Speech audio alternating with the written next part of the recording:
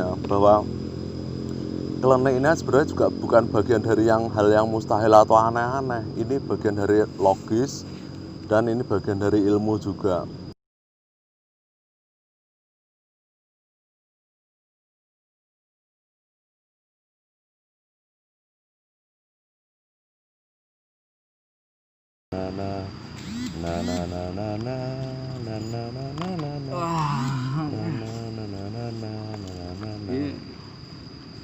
Gimana kabarnya Om?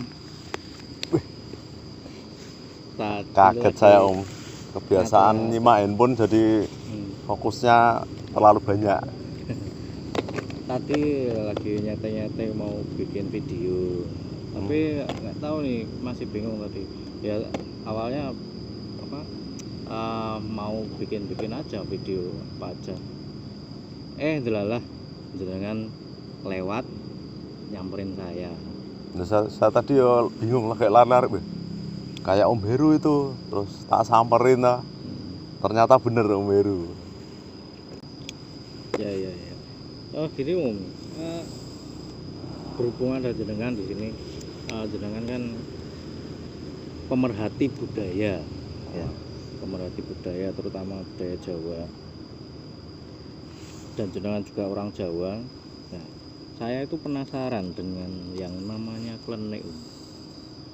Berbagai hal yang berhubungan dengan klenik, dengan gaib seperti itu Om. Nah nanti saya mau tanya-tanya tentang hal itu. Nah itu ya kaitan klenik. Sebentar Om, kita bahas klenik ya. Kita bahas klenik itu jenengan pakai belangkon. Saya kok nggak pakai belangkon, ini kayaknya kok wagu gitu. Wah, saya tak ambil belangkon dulu. Oke lah kalau begitu. Itu yang saya suka.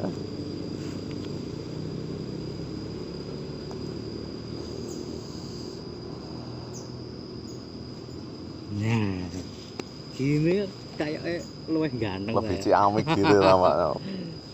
Oke. Saya sebenarnya udah nyiapin pertanyaan buat Om Widin. Pandangan jenengan tentang klenik itu seperti apa? Terus bisakah dipelajari oleh semua orang? Kalau bisa dipelajari, itu tahapannya itu ngapain aja Om? Jadi begini ya, meluruskan ke masyarakat kaitannya kita klenik atau kejawen apa-apa lah, pasti identiknya, apalagi belangkonan gini Om, kita identiknya semacam dukun, dan dukun pun identiknya semacam magic atau sihir. Kembali ke masa lalu awal sejarahnya, bahwa klenik ini sebenarnya juga bukan bagian dari hal yang mustahil atau aneh-aneh. Ini bagian dari logis dan ini bagian dari ilmu juga. Secara pandangan kita sebagai orang Jawa ya, kayak yang secara umum lah dukun sekarang persepsinya wah ahli sihir, ahli magic.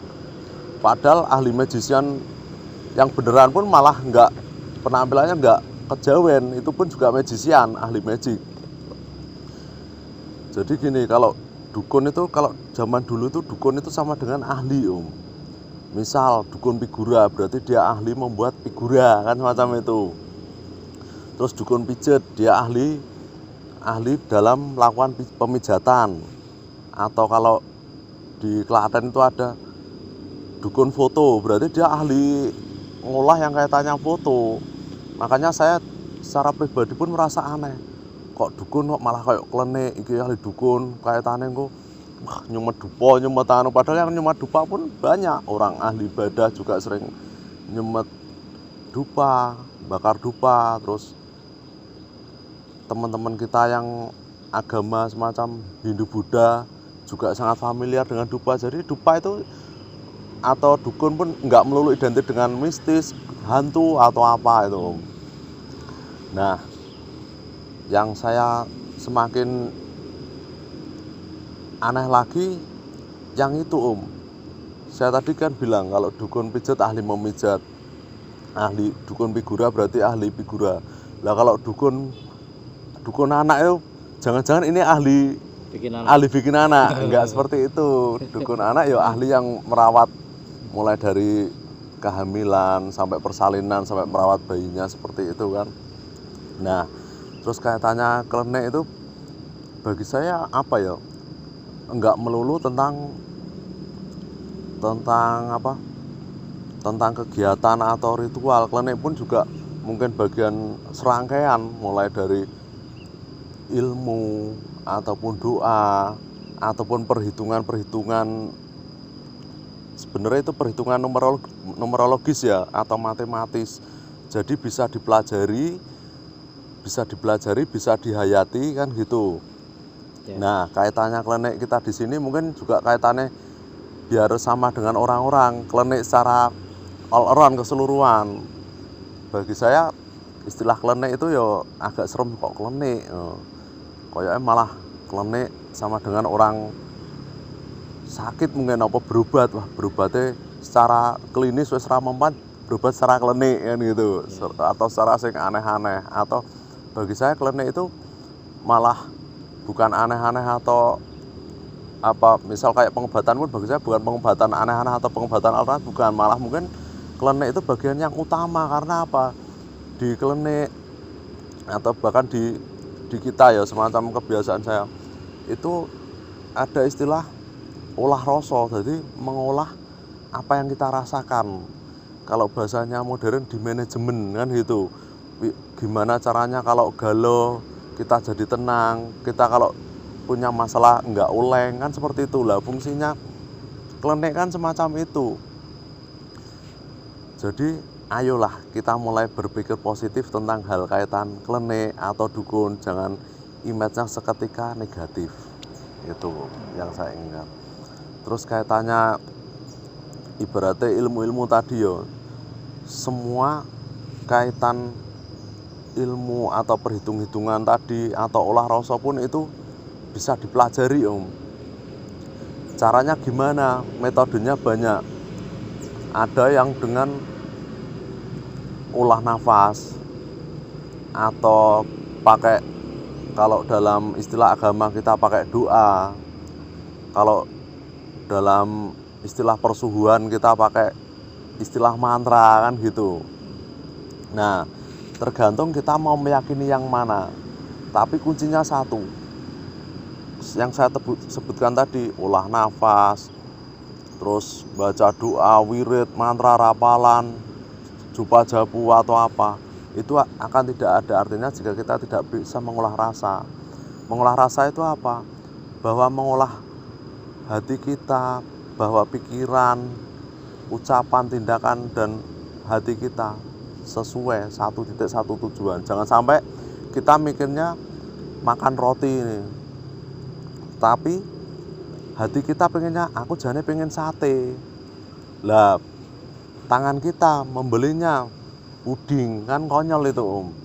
Jadi nek otaknya mikir sate, artinya aku ya emang pengen sate, kita yang belinya kan sate, semacam itu. Jadi hati itu di sini ya, hati, pikiran, ucapan, dan tindakan harus selaras sejalan. Lah, olah rasa itu pun juga banyak macamnya. Olah rasa kan sebenarnya menselaraskan pikiran kita biar selalu seimbang terus. Ora di saat hati kita memikirkan buruk, pikiran kita mengarahkan ke hal yang baik. Jadi sinkron terus. Sinkron pun atau selaras itu tadi menyelaraskan diri kita dengan alam. Karena bisa jadi kita jengkel karena apa? Karena sikap kita yang salah atau melakukan dosa, kita jadi jengkel, jadi menyesal. Atau bisa jadi kita jengkel, marah karena emang kondisi alam tidak selaras dengan kita. Mungkin suasananya panas, kita berdedek. Suasananya udan, lah kok kita juga tetap berdedek, semacam itu. Lah, butuh semacam, kalau di handphone itu synchronize kayak gitu. Nah, terus tahapan yang paling setelah kita bisa mengolah rasa itu tadi, lah disitulah mantra, rapalan, wirid, doa atau apapun itu, atau olah nafas itu baru bisa berjalan dengan baik, baru bisa bekerja, semacam kayak gitu. Jadi kuncinya bukan di mantra-mantra doa itu kan cuma sarana aja, kuncinya tetap di diri kita, di hati kita, di pikiran kita, semacam itu. Dan yang utama apa? Keyakinan bahwa doa kita, keinginan kita atau apapun pasti terwujud, pasti dan pasti. Selama apa? Pertama kita bisa mengangankannya, memikirkannya, bayangke we kangelan apa lagi mewujudkan, kan semacam itu. Dan yang bisa mewujudkan siapa? Cuma satu, Gusti Allah, kan gitu. Itu semua suka kersane Allah. Leres. Makanya mantra-mantra banyak. Misal semacam jaran goyang, sun amatek aji, ajiku si jaran goyang, bla bla bla bla. Endingnya tetap karono kersaning Allah, kan gitu. Karena tidak ada yang bisa mengabulkan apapun kecuali yang di atas. Tuh. Apakah klenik itu selalu berhubungan dengan hal-hal gaib? Nah, menurut saya klenik kaitannya bisa yang wujud nyata ataupun yang tidak nyata. Karena kita itu kategori cuma dua, di dunia nyata atau di dunia maya. Internet pun sebenarnya kan kalau bicara gaib itu juga gaib, karena apa? Dunia maya. Wujudnya rak ketok, tapi bisa perjalanan, bisa komunikasi, kan semacam itu.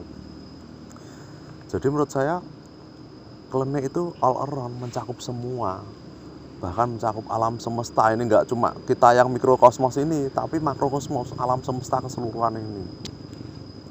Kayak semacam kita membaca kitab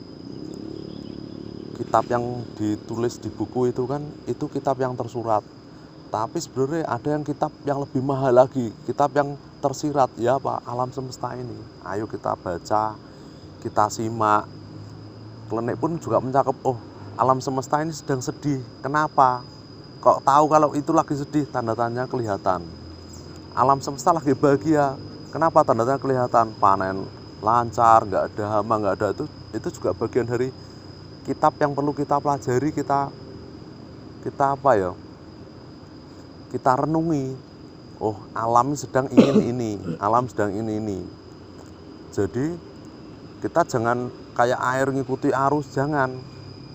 Kita kalau bisa ya kayak perahu itu, arusnya rono ya ben, tapi kita tetap ngambang, tetap kemana tujuan kita berlabuh, ya tetap kita tuju, jangan ikuti arus. Seketika arus milih rono ikut rono, ngetan melu ngetan, ojo.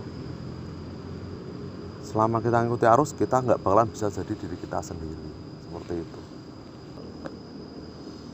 Atau malah bisa kita persempit, gimana kita bisa belajar untuk bersinergi dengan alam, atau kita bisa belajar untuk melihat hal gaib, wah, semacam kayak gitu. Nah itu malah lebih enak ya, karena kalau kita bahas klenik itu masih luas banget, nggak bisa diceritain 2 malam, nggak bakalan habis. Tapi beda kalau kita gimana kalau kita melihat alam gaib, caranya gimana? Nah, kan metodenya kan banyak. Maksudnya metode gimana tahapan masuk alam gaib kan juga tidak semudah kita masuk ke rumput tetangga, kan gitu. Minimal kayak kita browsing di internet itu, pertama handphone kita harus support internet, terus kedua harus ada kuotanya, kan seperti itu. Ketiga ada sinyal enggak, jangan-jangan kita di tempat yang jaringannya buruk. Nah makanya kenapa banyak spiritualis melakukan semedi atau ritual tertentu di tempat tertentu, karena itu tadi tempat-tempat itu mempengaruhi Contoh kita di lembah, baru handphone aja sinyalnya sulit, tapi mungkin secara supranatural energinya luar biasa, kan gitu. Energi kegaibannya, bahwa mungkin itu dulu tempat bersembahyangnya wali atau tempat pernah dilewati wali, pasti ada energi magnetis yang besar. Nah, kalau secara logis energi magnetis, tapi secara klenik ya itu tadi energi kegaibannya tinggi. Wah, itu bisa cepat mengabulkan doa, cepat yo logis sih, karena apa? Energi magnetisnya tinggi. Jadi kalau energi magnetisnya tinggi pasti seakan-akan itu tempat angker. Ibaratnya burung terbang atau pesawat terbang aja bisa jatuh, kan gitu. Padahal secara logika itu pasti energi magnetisnya tinggi di situ. Makanya kalau ada ilmu magnetisme, mesmerisme atau mungkin tenaga dalam, itu kan sebenarnya memainkan energi magnetis yang ada di diri kita itu tadi kan, diolah gimana levelnya. Misal ini harusnya powernya 10 kilo jadi bisa 20, 30, 40 yuk, dengan cara olah tadi, entah olah apapun itu, tapi intinya pasti itu berkaitan dengan olah rasa yang lamban laun, dengan klenik, dengan mistis, dengan apapun itu yang sebutannya tadi. Sebenarnya tujuannya satu, gimana caranya mendekatkan diri kepada Tuhan, itu aja. Karena semakin kita dekat kepada Tuhan, kita semakin baik tanpa kita merasa baik. Insya Allah apapun yang kita ucapkan pasti terkabul, atau kalau bahasa Jawanya itu sabdo dadi, kan seperti itu.